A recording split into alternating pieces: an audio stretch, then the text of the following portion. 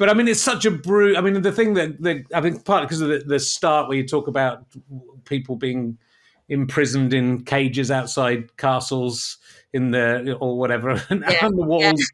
It's such a brutal time, and the punishments that these people get, having their genitals cut off and burnt in the fire when they're after everything else, it's so. It's so much. It must have been a sort of a terrible time to live in, but the brutality, I think, is the thing that kind of came across very quickly for me.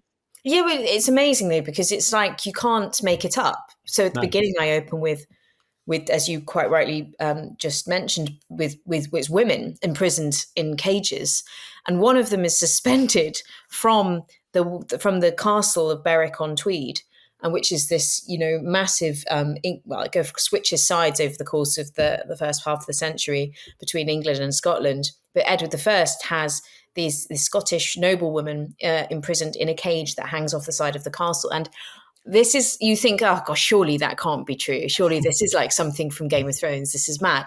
And if you look at the Chronicle account, and it talks about how she's suspended under the heavens, and it's like, okay, well, that's a chronicler. But then I looked at the calendar of documents relating to Scotland, which is kind of like it's like Edward's orders to his staff, effectively, as to what he needs in order to. And there is a very clear description of what he needs to be made, which is his cage in the shape of a crown, and he talks about the iron and the wood that's needed. So it is true.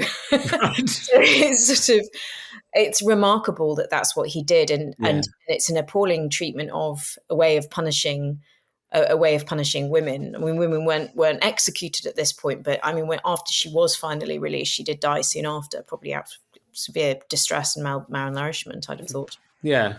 I mean, how they feed you? Did you know how they must have been giving her food and stuff, just chucking it in through a window or something? Yeah.